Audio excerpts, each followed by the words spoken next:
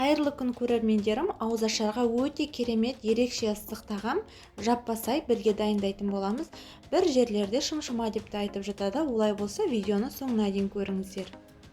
Бұл жерде мен 4 адамға арналған рецепт бойынша дайындаймын. Өздеріңіз адам санына қарай көбейтсеңіздер болады.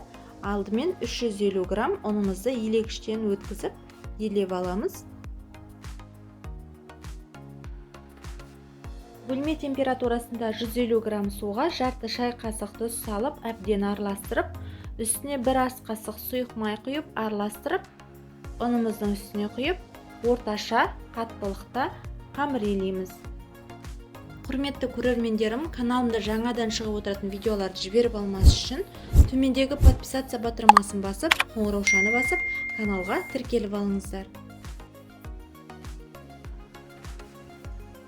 Қамырдың дұрыс иленгендігін жалпы білу үшін илеп жатқан ыдысымыздың жан-жағында ұнның немесе қамырдың қалдықтары қалмау керек, яғни барлығы толығымен жабысып илену керек. Бұл біздің қамырдың, яғни дұрыс иленгендігі. Иленген қамырымызды пищевая пленкаға немесе салафанға салып 10 минутқа тындырамыз. Енді дайындап қойған көкөністермен етімізді турауға кірісеміз. Етімізді тура видеодағыдай бірінші ұзыншалап, одан кейін 4 бұрыштап барлығын кесіп аламыз.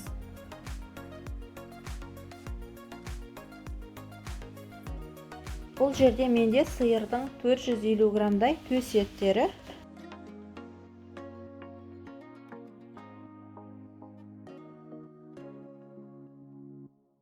Екі дана сәбізімізді де алдымен ұзыншалап, кейін 4 бұрыштап кесіп аламыз.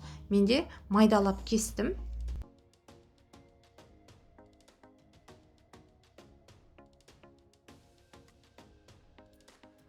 3-4 дана картобымызды да тура солай 4 бұрыштап турап аламыз. Аса қатты майдалап жібермеңіздер, себебі ол езіліп кетуі мүмкін.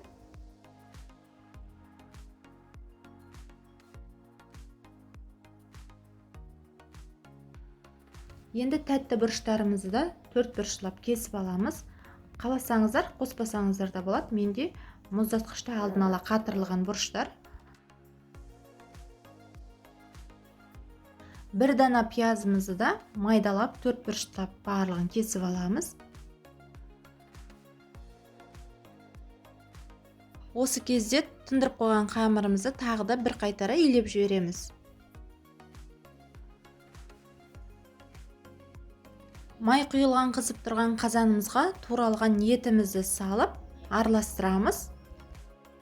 Етіміздің өзінің сөлі тартылғанша қуырып аламыз.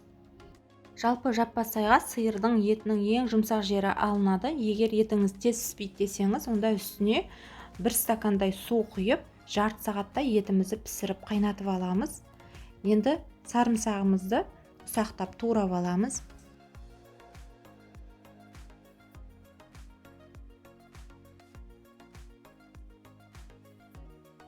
Етіміз жақсылап қуырылды, үстіне су құйып, міне мен жарты сағаттай қайнаттым. Етіміздің суы тартылып қуырылғаннан кейін үстіне туралған пиязымызды салып араластырамыз.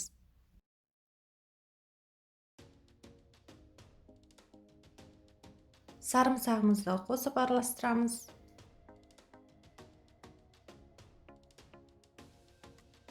Бір ас қасық томат пастасын қосып, тағы да араластырып 5 минуттай қуырып аламыз.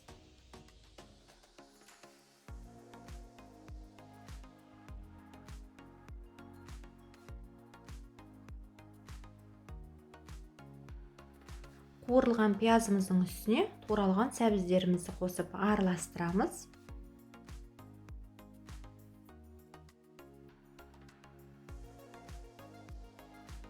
Дәміне қарай бұрыш және тұз қосамыз.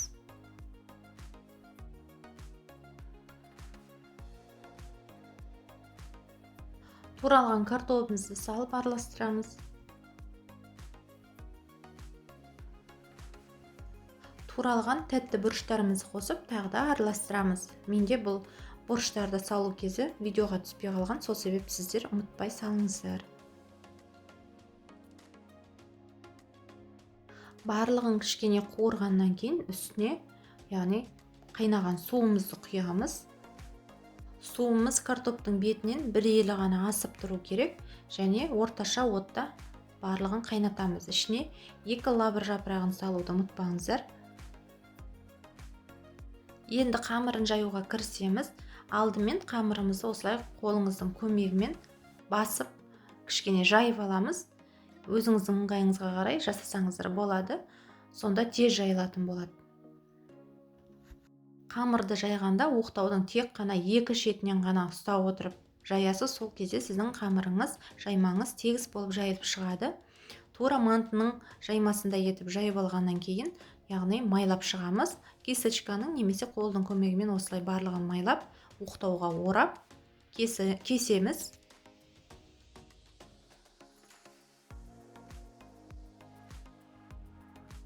Енді тұздығымыздың астын басып, отын үстіне жаңағы кесіп алған қамырларымызды осылай шет-шетінен жайып үстіне салып шығамыз.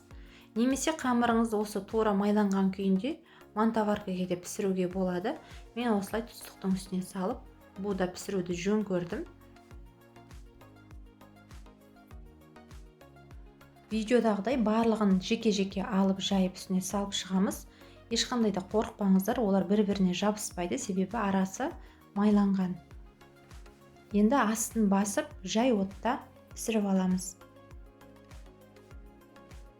Міне біздің ыстық тағамыз жаппасай дайын болды. 40 минутта пісіп шықты. Осылай шет-шетінен жеке-жеке қамырын алып, орап, табаққа орналастырамыз. Әдемі етіп, ешқандай да жабыспаған, өте керемет болып пісті.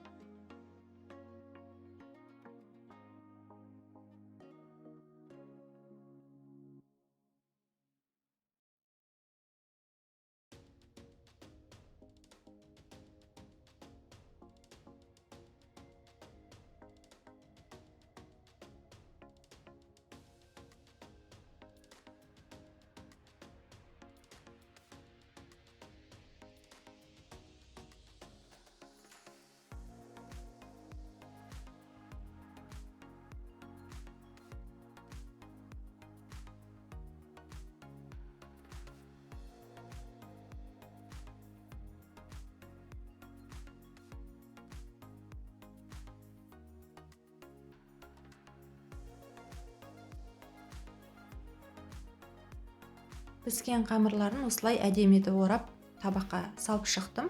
Енді тұздықтарын бір араластырып жіберіп, ортасына ғана салып шығамыз. Және қалауыңызша бетіне пияз салып, көкшеп салып ұсынсаңыздар болады.